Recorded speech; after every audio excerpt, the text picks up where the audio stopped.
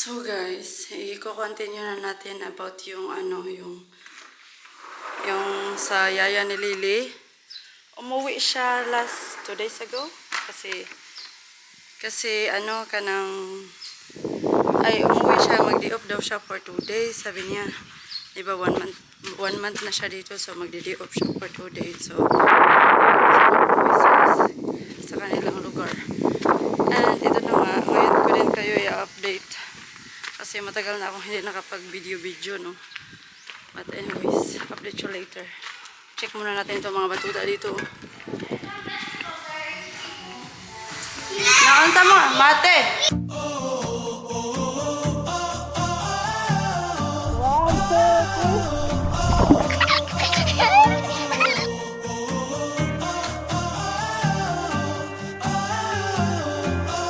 Guys, welcome back to our channel!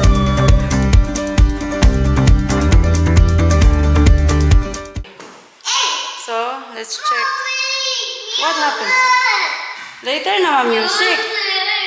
So, nandito silang dalawa ngayon since wala na tong yaya yung isa. Of course. Walang magbabantay, no? So, kung asan ako, kasama ko silang dalawa. Okay lang naman kasi nag-joy lang din naman sila sa aking mag-workout. So, the reason is, ayun na nga, umalis yung yung aming helper, umalis siya. And then, hey, do not fight! Give me that! And then sabi niya, babalik siya today at night. So, let's check kung babalik ba siya or hindi. Kasi, I don't know kung babalik siya, guys. Kasi dinala niya kasi lahat yung kanyang damit. So, today is Sunday, but still, ganahan mo sila mag-work. So, mga namin nila, no, ganahan mo sila mag-work. Yeah, especially yung mga stay-in. Sayang din daw ko, no, kay stay-in ba sila. So, work yung hinahanap nila. So, gusto nila, ayaw nila siguro, makarelax din naman sila after work until 5. And then, meron din naman silang break time. So, gusto nilang mag-work. Ayun. Of course, sa ating pa-work dito is nag-a-add tayo. Like, day off nila. Tapos gusto nilang nag-a-add lang kami sa kanila. And then, of course, wala tayong mga punta dito, punta doon. Kasi ito yung priority natin, no, na matapos na to. Kasi pila naman yun. Last January 15 or 16, tinake over namin tong construction na to from our last contractor. Kasi that's what happened. Nagka-gulo-gulo buhay, nagka-GGB na ang situation, and ay nako, it's so complicated relationship. So for those who don't know about this construction from our last contractor is we shared our situation for everyone to learn also our mistakes. So grabe yung mistake, no, yung trust. Grabe, mali pala yung magtiwala ka na. Tiwala lang kasi meron namang mga taong pagkakatiwalaan natin pero hindi pala sila mapagkakatiwalaan, ganun. So hindi pala natin malalaman kung hindi pa bubulabog ang situation. Like hindi pa ni sabog ba ang situation na ganyan pala, hindi natin malalaman. So mali pala talaga ang magtiwala. Kailangan kung magtiwala ka, you need to be i-investigate, trust but investigate jud, no? Bisag mo ingon pa ka nga, kanang kasaligan man na siya kay one na siya na taas ba na grado because it's Kuya Matt damit before, but I gave it to you, he gave it to you because you are small, okay? Okay, it's your meow meow. Yeah, it's Lily meow meow. Mate, it's Lily. Mama, Sit down here and talk to the camera because I am talking something. Mama, I can. Lily, what I will write your name at the t-shirt at here because that's Matt. And here Lily and Matt. No, it's not yours. But together. No. Just don't talk to her because she is maldita. She is not in the mood right now, okay? Don't talk to her. Okay? Hello, Marcida. So, babae na siya diyan. So, ayun. Hello, guys. Today I earned a match of money. So, Watch out, guys, if you want to earn a lot of money with construction. so Mati is being business-minded person, ano. And I remember the Polaroid camera that I gave him. So, Mama, Nina's kani si hitting Lily, me. ay maldita. Lily, you're not nice. Why you hitting your kuya? Nina, want to face Huh? the wall again? Why you're hitting your kuya, Matt? Nina, want to face the wall? Kapansin. Mama, Nina's laughing. No, don't talk to her. So, ayun na nga.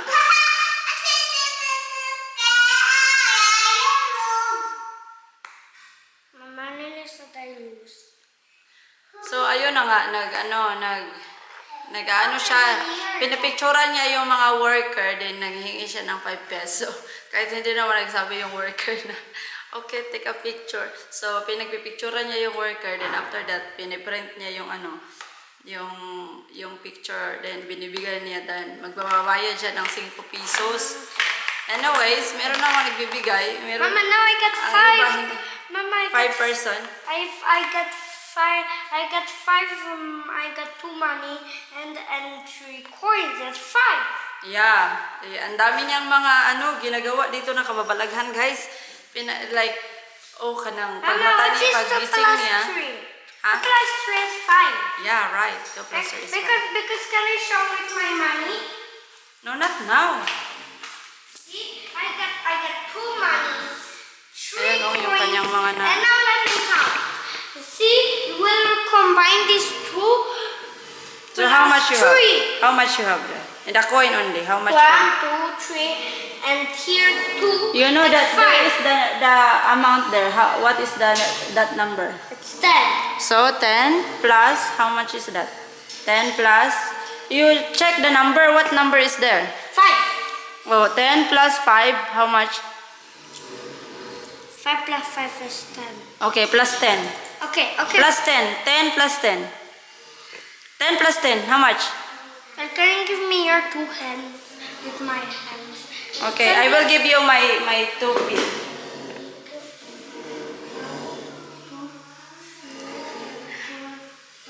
No, it's already 10. It's already 10. Count your hand. 10. 10, my feet is 10, then start 11. 1, 2, 3, 4, 5, 6, 7, 8. Maybe it's 11. No. 10 plus 10, my 10 hand. plus 10 is 20. Okay, it's 20 then. Very good. It's not 11, it's 20. Good job, Mate. So you just need to analyze. Mama's hand is already 10, plus your hand is 10. So 10 plus 10, 20, yeah? But Good I will job. tell you, Mama. So marunong na yun. Mama, I will tell you. Ang dami kong gusto i-share sa inyo, but Mama, I will tell you. this is what happened. Mama, we have 2 money, 3 coins, and I will combine them together. yeah, so how And many? then 1, 2, 3, 4, 5. Right. And 2 plus 3 and 5 then. Okay, hide now. Hide now. Hide now your money. So no one can take it from you. There's a cow here again. So gusto kong i-share marami akong i-share sa inyo since grabe yung hindi ko na vlog last time. Like a lot of things that hindi ako nag-vlog then kasi na-occupied na yung mind ko, like I don't feel like doing this, that. So ayun na nga no, si Mate naging negosyante na, naging cameraman na siya dito sa site. Nanghihingi siya ng 5 sa mga trabahante na pinagpipicturean niya kahit hindi naman nagsabi na picture ko dong tapos bibigyan kita ng 5. Yung sa kanya, picture siya, then bigay niya, ito yung yung picture mo, bayad lang ka, 5. So yun yung kanyang mga ginagawa. And of course, everyday nandito kami sa site, nag-check kami, watcher ng everybody. Kasi nga, and of course, we need also more worker, no? Kasi yung mga worker namin, yung old worker namin dati, pinag-iiwan lang kami ng hindi naman nagpapaalam. Yung iba, nagpaalam, but most of them, hindi nagpaalam na, pala sila, mulalargada na pala sila. Wala silang sinabi sa amin na na lalargada na pala sila. But, some of us Filipino is ganyan, but si Mihaw is na-disappoint siya sa atong ways ba na ana di Arita. Ang dami namang ganyan, no? Hindi lang naman dito sa atin sa Pilipinas, pero like walay respetar ba? Walay respetar nga gibiyaan rami tapos walang sabi-sabi na kuan niya. Makita lang sila na yung iba nagsabi na pupunta daw sila sa ibang planeta, magagawa sila ng ganito, ganyan. Paglabas namin dito sa aming own world, paglabas namin sa kabilang planeta, nakita namin sila sa daan, nagda-drive or pumupunta sa ibang construction site. Yun yung nangyari. Nakikita lang din namin, kahit hindi namin chine-check, nagpapakita lang din naman sila, God will prevail. God will see us through. Like, alam mo yun, kahit hindi man namin is, nagkaano lang talaga, pinapakita talaga ni Lord kung ano yung katotohanan, no? Puhon, in your own time. Kay nara jud tay time. Each of us have own time. And then, of course, I'm so thankful dahil yung ating site is kanang ubay-ubay na ba ya ang kuan, kanang malaki-laki na yung improvement since dumating kami dito. Marami ng kaguluhan na nangyari. Charot. Marami na kaming mga nagawa. Then yun na nga yung lesson learned na natin yan, no, for everyone na nanonood sa amin about sa among situation na dinanghag lang ang mga people kay sobrang salig lang, sobrang trust lang. So ngayon na everything is na ganyan na yung nangyari sa amin, ang dami na naman namin, like na-trauma na kami ba sa pagsalig. Though hindi naman lahat ng tao the same, but grabe yung trauma, grabe yung impact sa akin nun. Grabe yung trauma na bakit nakapagpatayo sila ng, like, I don't know what is our law here in Philippines, no, before. I don't know what is our law here in Philippines. Kasi before, hindi ko alam talaga yung mga law kung ano talagang dapat gawin, ganito, ganyan. Before ka magpatayo ng bahay, kailangan ganito yung gawin mo. A lot of processing here, processing there. And then, doon na namin nalaman nung kami na talaga yung nag-process ng everything. Like for example, dito sa Pilipinas, kung hindi mo rin alam, gaya ko, dito sa Pilipinas pala, bago ka magpatayo ng bahay, kailangan mo palang magpa-blueprint. Yan, that's the most first step na kailangan mong i-process, yung blueprint. Kailangan mong mag-contact ng architect.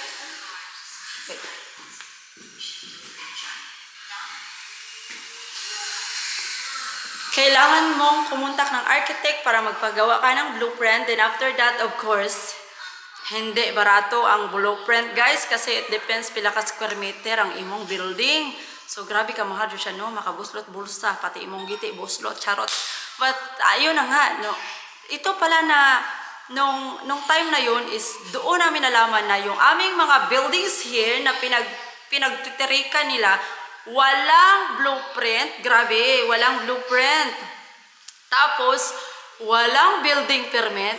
Paano ka makakapagpatayo ng mga building dito? Grabe, sa laki. Ang tagal ko nang binlog to eh. Dati pa, kahit hindi pa namin alam. Like, ano ko nga sa mga viewers ko na hindi sila ganito, ganyan. Kasi, hindi ko man alam yung yung kanang dapat, like, wala akong enough knowledge about construction.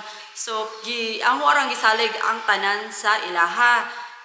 Tapos, kanang marami na sa inyong nagko-comment na ganito ganyan sila, sure babels. So, ako kay dili po. So, let's just wait at the end. So, ayun na nga, yung let's just wait at the end na sinabi ko, na end talaga siya kasi nalaman namin na yung complicated nga yung lupa. Yung lupa na pag tinirikan ng contractor is hindi pa pala sa kanila, hindi pa nabayaran.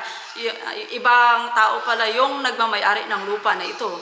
So, ayun, first step, kasi nga, kailangan namin kunin to ang lupa, ay yung bahay na, kasi nakatirik na yung bahay namin eh. Though hindi pa totally na naging bahay, ang dami pang, meron na siyang bubong pero hindi pa nasilingan, ang dami pa, wala pang wiring. Basta meron na siyang hollow block din, mga rebars, that's all, made of rebars and hollow blocks. Then yung yung undulin lang. Tapos wala pang mga spanflex, wala lahat. Then kami na yung nag-continue. So kung hindi pa sana, kasi ngayon ko lang alam na kailangan pala bago ka magpatayo ng bahay, meron kang blueprint, meron kang building permit. Kung hindi pa sana lang talaga, kung hindi pa sana tinugtan ng sino man na nakakita dito sa site na ito, kung hindi pa nila sana tinugtan or sa Tagalog gisugtan nga kung ila pa untang gisakop ng tawhana nga nung nagtayo man ka og building dire nga wala man kay blueprint sir, wala pa jud kay building permit sir, wala pa jud kay kuan sir, unsa man na sir, like kung wala unta na nila gitugtan og niingon unta sila namo nga ana day ang kahintang wala jud unta mi na prankster.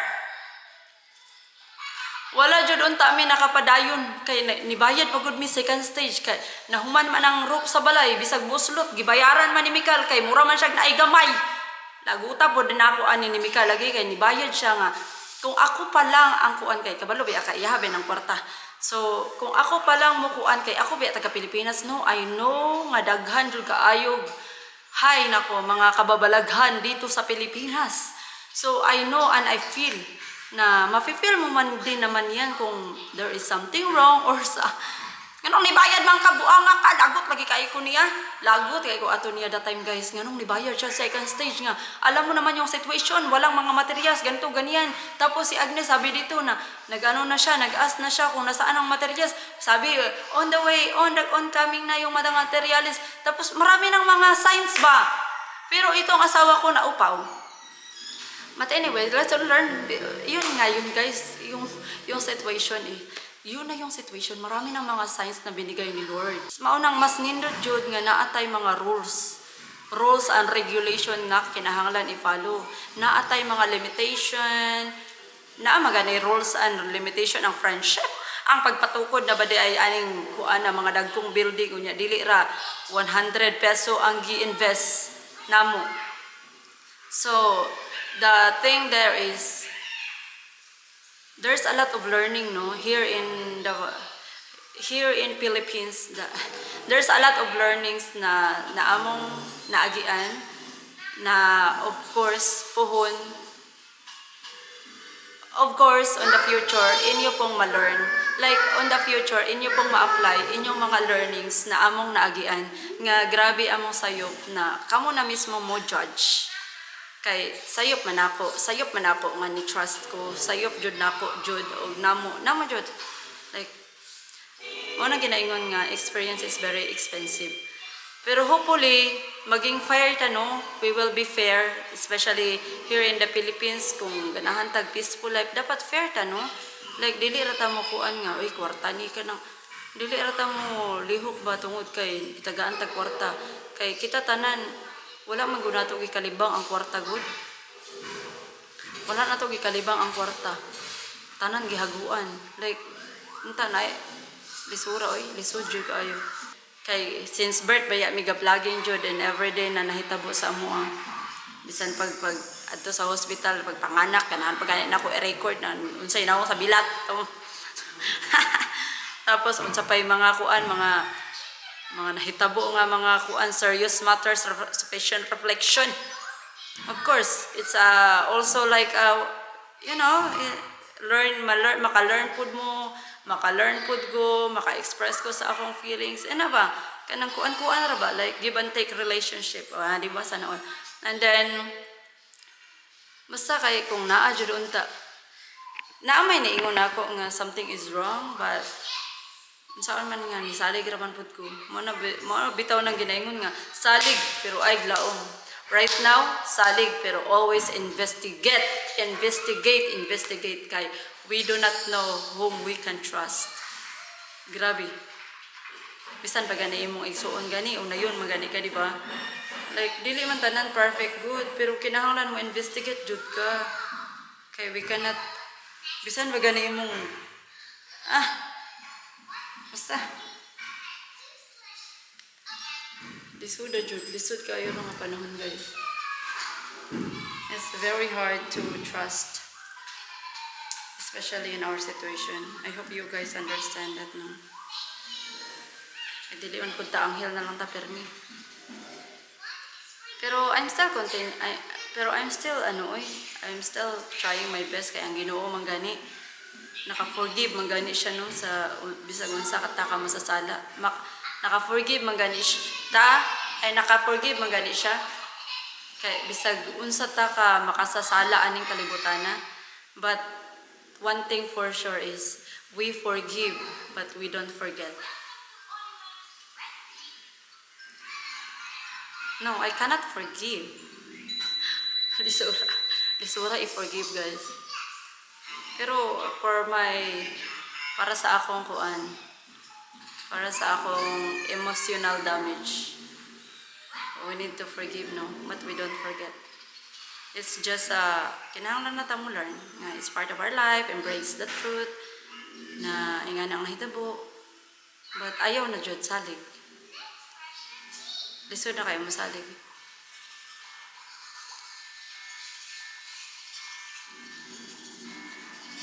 Just so for sure that wala joy fair jud.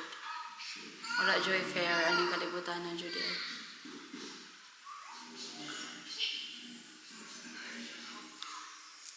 Anyway.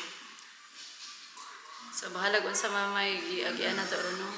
Kahit ano pa yung nangyari sa atin, ipagkatiwala lang natin kay Lord kasi si Lord rajoy nakaibaw sa tanan.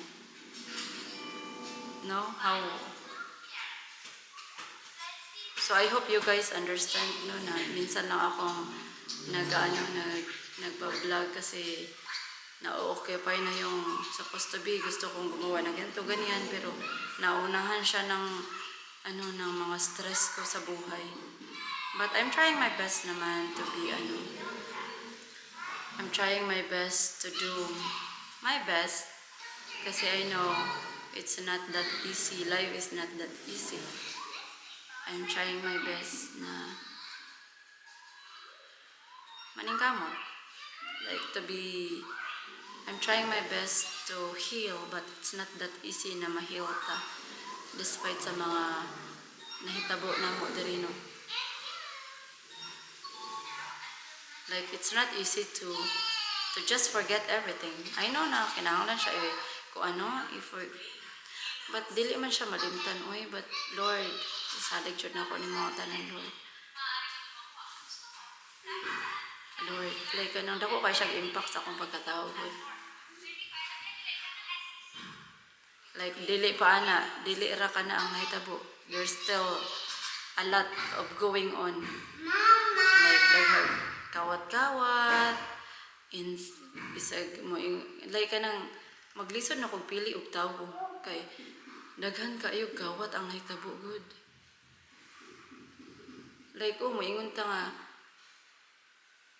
dili man tanan tao ingana pero asa man like Lord tabangi ko Lord kung sa man ang tao nga hopefully tagaan ko nimog tao nga saktong tao nga para namo nga makatabang pud namo dili ra kay sila ra among tabangan kundi kami pud ilang matabangan. Alay ka nang gibantig gani ka ng tao nga concern pud namo hopefully pud makakita mi anang tawhanan na or kanang ginapangita namo nga worth it nga tao nga makaingon ta nga Lord thank you kay Lord kay itagaan jud minimo ka ng I appreciate little things man. Appreciate maganitag lollipop ganita ganta.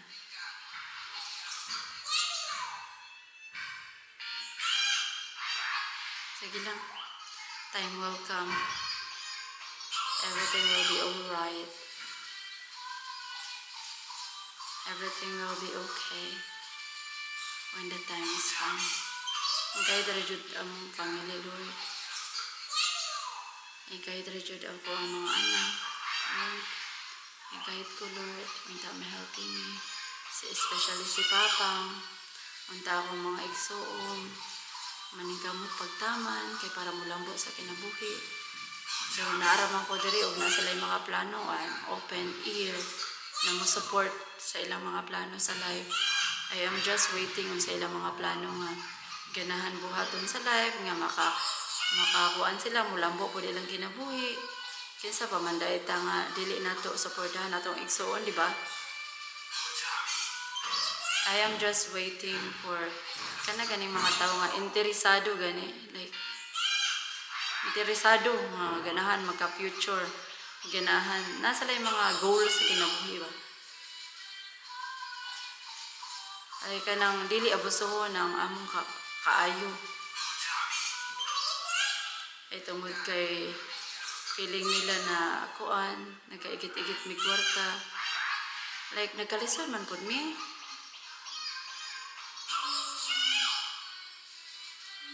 Pero mutabang Japon mi bisag nagkalisod mi.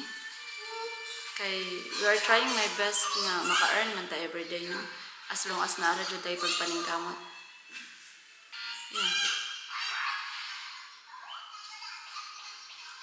Kapuli nga makakuan ta no, matngunta tanan. Nga maningkamot ta, dili alata magtambay-tambay kay sayang ang oras. The turtle next. Look, look. Oh, that's cute. See. Yeah, represent that. Ah, really? Yeah, look. It's so cute. Okay.